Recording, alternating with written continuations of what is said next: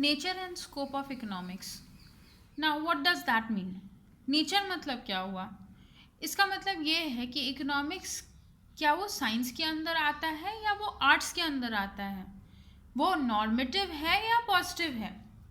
यहाँ नॉर्मेटिव और पॉजिटिव का मतलब ये होता है कि पॉजिटिव में कोई भी एक ऐसा चीज़ जो सिर्फ रिजल्ट बताता हो उसको कहते हैं पॉजिटिव, और नॉर्मेटिव होता है कि जो रिजल्ट बताए भी और साथ में ये भी बताए कि ये सही है या गलत है, that is normative. So whether the nature of economics is science और आर्ट्स, वो नॉर्मेटिव है या पॉजिटिव है? So let's begin with this. Nature of economics. Nature of economics में पहला है economics is both science and art, यानी economics को दोनों ही दर्जा दिया गया है, साइंस का भी और आर्ट्स का भी. It is the science because it shows cause and effect relationship. It has laws such as law of demand, law of diminishing utility, etc., which shows functional relationship between two variables. Also, it is the branch of science which collect, classify and analyze the relevant factors of economy. इसका मतलब ये है कि ये science भी है और arts भी है. पर साइंस क्यों है? साइंस इसीलिए है क्योंकि ये किसी भी कॉज एंड इफेक्ट रिलेशनशिप को बताता है. इसमें सारे लॉज भी हैं जो कि सेल्फ प्रूवन हैं, जैसे कि लॉ ऑफ डिमांड हो गया, लॉ ऑफ डिमिनिशिंग यूटिलिटी हो गया, law of equi marginal utility हो गया. ये सारे लॉ हैं जो हम आगे पढ़ेंगे इकोनॉमिक्स के अंदर. और यही नहीं, सिर्फ ये फंक्शनल रिलेशनशिप किसी भी दो वेरिएबल के बीच में बताता है. फॉर एग्जाम्पल, जैसे कि हमारा जब भी इनकम बढ़ता है तो हमारी डिमांड भी ज़्यादा बढ़ने लगता है. यानी कि इनकम एक वेरिएबल है और हमारा डिमांड किन्हीं चीज़ों के लिए वो भी एक वेरिएबल है, और इन दोनों के बीच में ये एक रिलेशनशिप स्टैब्लिश करता है जिससे हमें पता चलता है that there is a direct relationship between income and our demand. तो इसमें हमारा कॉज एंड इफेक्ट भी हो गया. कॉज हो गया हमारा इनकम, जिसकी वजह से हमारा डिमांड जो है वो बढ़ता है, और इनमें दोनों के बीच में कैसा रिलेशन है? It is a positive relationship, यानी एक बढ़ेगा तो दूसरा भी बढ़ेगा. Income increases then demand will also increase and vice versa. Also, it is the science which collect, classify and analyze the relevant factors of economy. अभी आसपास जो भी हो रहा है इकोनॉमी के अंदर में, उन सारे इंफॉर्मेशन को इकट्ठा करना, उन्हें सही तरीके से सॉर्ट करना, ऑर्गेनाइज करना और क्लासीफाई करना, फिर उनको एनालाइज करके कि आगे क्या बेहतर होगा, ये सारी चीज़ें जो है वो इकोनॉमिक्स में हम पढ़ते हैं.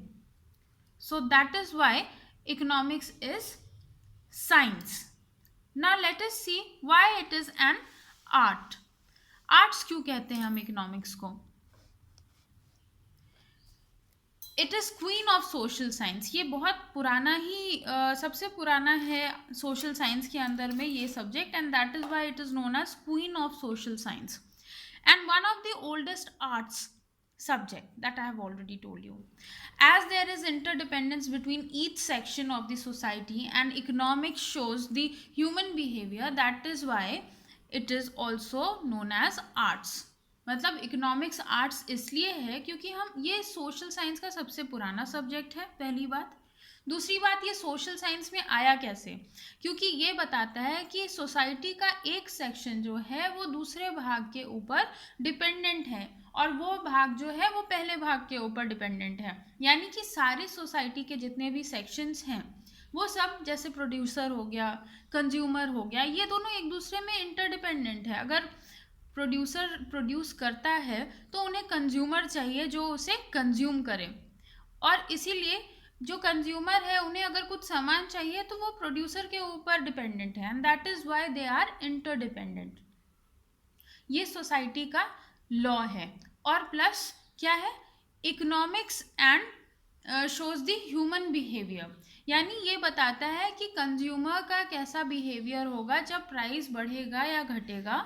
या और एक एग्जांपल ले सकते हैं कि जब टैक्स बढ़ेगा तो प्रोड्यूसर के ऊपर क्या होगा उसका इफेक्ट, लोग कैसे बिहेव करेंगे, पॉलिसीज़ जब चेंज होती हैं तो लोग क्या करते हैं, उन्हें सेव करना पसंद आता है या फिर वो आगे अपना बिजनेस फैलाना चाहते हैं। ये सारी चीज़ें जो हैं वो इकोनॉमिक्स में आती हैं, and that is why economics is both science and art. इसके साथ और एक बात, economics is both normative and positive, ये भी देख लेते हैं हम इसी में। Economics is positive and normative. Positive science क्यों कहते हैं? It is the nature which shows what is, which means result. It will not decide if the fact is good और बैड। मैंने आपको कहा था पहले भी, पॉजिटिव साइंस इसलिए है इकोनॉमिक्स क्योंकि ये हमें बतलाता है कि विच इज द रिजल्ट, क्या है आखिर में, फैक्ट क्या है, व्हाट इज। और जो नॉर्मेटिव इकोनॉमिक्स है वो ये बताता है व्हाट ओट टू बी, यानी कि क्या होना चाहिए। Let's see the normative economics. It is concern with what ought to be. It will analyse the result and reveal if it is good और bad and what should be done further. Basically ये normative science इसलिए है economics क्योंकि ये हमें fact तो बताता ही है कि है क्या, लेकिन क्या होना चाहिए। जैसे अगर इन्फ्लेशन है तो इसके ऊपर हमें क्या पॉलिसी बनानी चाहिए, ये भी इकोनॉमिक्स के थ्रू ही हम जान पाते हैं।